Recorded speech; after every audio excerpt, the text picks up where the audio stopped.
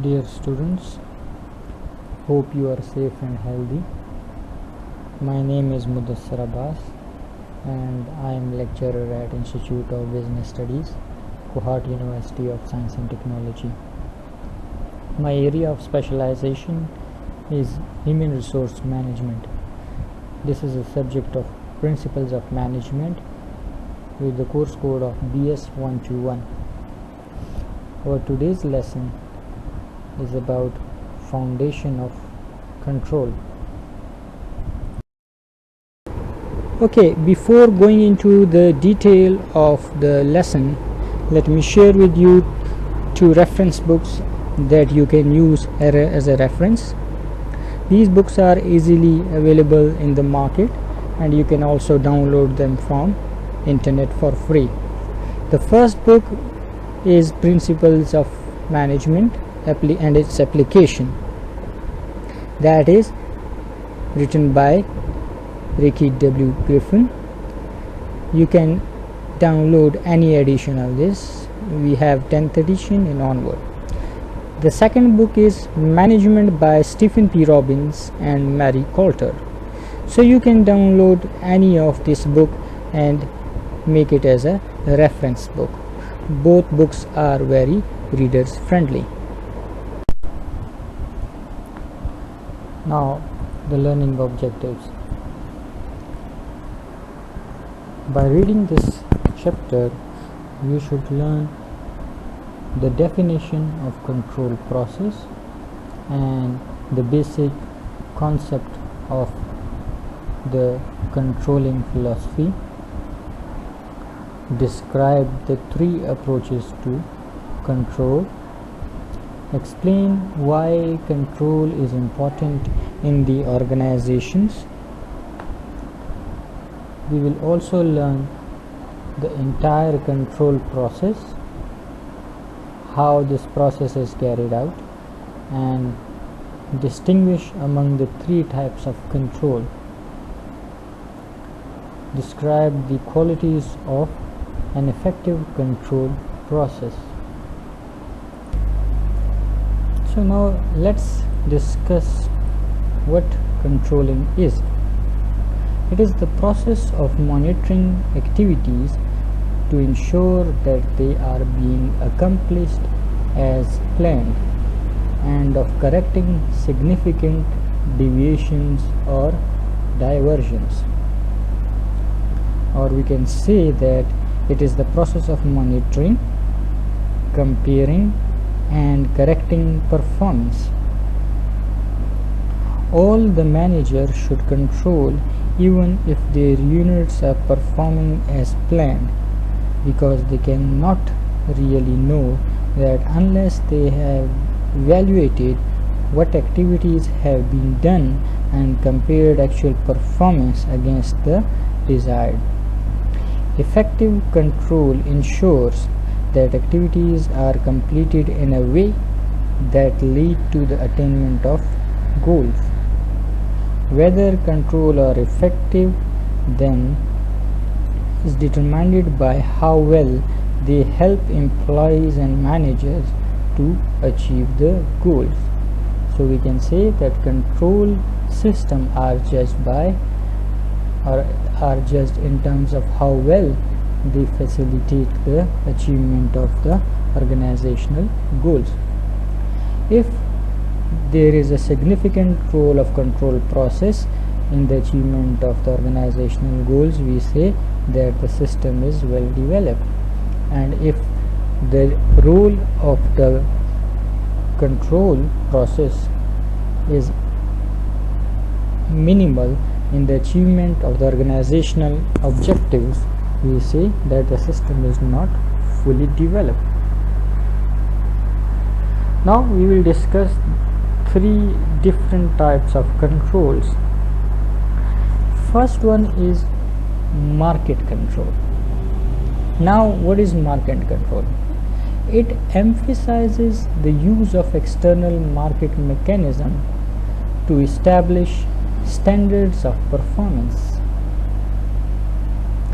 Now most of the time such kind of control is oriented towards market mechanism, how the market is behaving, where the market is going, or what are the trends in the market.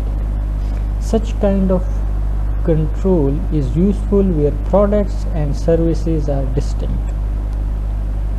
Also, it is useful where marketplace competition is considerable.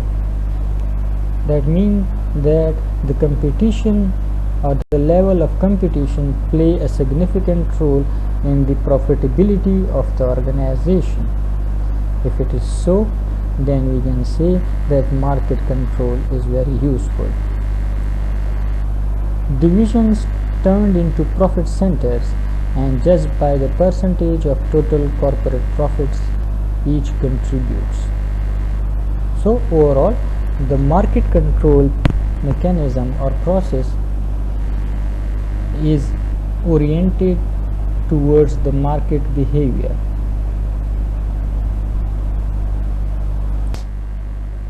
Okay, the second type of control is bureaucratic control.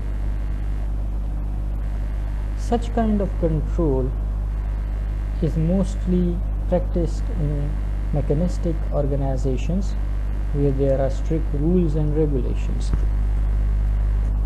The bureaucratic control emphasizes on the organizational authority. It relies on administrative rules, policies, regulations. That means the bureaucratic control rests on the practicing of rule, procedures and policies. It also depends on standardization of activities, well-defined job description and other administrative mechanism. Means that bureaucratic control work well in the organization where the activities are standardized. That means every activity is provided with specific procedures and rules. Job description is well defined, which means that every employee know what is their job or what is the authority every employee have. The other administrative mechanism means that the overall administrative structure of the organization, including who is reporting to whom, proper organizational hierarchy, what are the workflow patterns. So the bureaucratic control work well where there are strict rules and regulations, there are well defined procedures, policies, and they are adopted in true spirit. Another type is clan control. The behavior is regulated by shared values, traditions, and aspects of organizational culture. It depends on individual and group to identify expected behaviors and performance measures. Such kind of control is found where teams are common and technology often changes. So whenever there is a team structured organization, there will be group identity and individual behavior. So most of the time such kind of control is associated with shared values, traditions, group norms, and so on.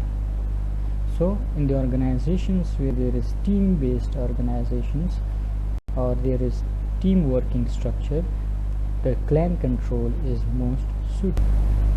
Now the question arises that why control is so important. Control is the final link in the management process as it provides critical link back to planning. Only way managers know whether organization goals are being met. Why? How? Because through control process, the managers compare the actual performance with the desired performance or goals. So in this way, the organizations goals, you can say the organizational goals accountability can be, or audit can be done very easily. Planning can be done, an organizational structure created to facilitate efficient achievement of goals and employee motivation through effective leadership. But there is no assurance that activities are going as planned and that the goals employees and managers are working towards are in fact being attained. So control is important, therefore, because it is the only way that the manager know whether the organizational goals are being met or not, as I mentioned earlier. The value of control function can be seen in three specific areas, such as planning, empowerment, and protecting the workplace. As we discussed something related to planning and control. The second reason controlling is important is because of employee empowerment. Many managers are reluctant to empower their employees because they fear something will go wrong for which they would be held responsible. But an effective control system can provide information and feedback on employee performance and minimizes the chance of potential errors or problems.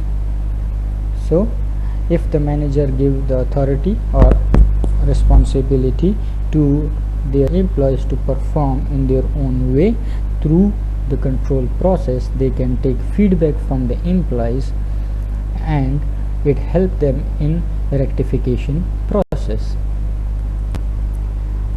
The final reason that the manager control is to protect the organization and its assets. Today's environment brings heightened threats from natural disaster, financial scandals, workplace violences, supply chain disruption, security breach, and even possible terrorist attacks. Managers must protect organizational assets in the event that any of these things should happen. Comprehensive control and backup will help assure minimal workplace disruption. So control is considered to be one of the important step or managerial functions without which proper management cannot be expected. So as we discussed earlier, that there is a significant link between planning and controlling process. Let's discuss it in a bit detail. First of all, the first management function is planning. In this we define goals and objectives. Then these goals and objectives helps in formulation of strategies, and these strategies then lead to specific action plans through which the goals and objectives are met. After planning, we move towards organizing. In organizing, the overall structure of the organization is organized, the hierarchy is developed, which tell us who is supposed to report to whom, and the overall human resource management is defined.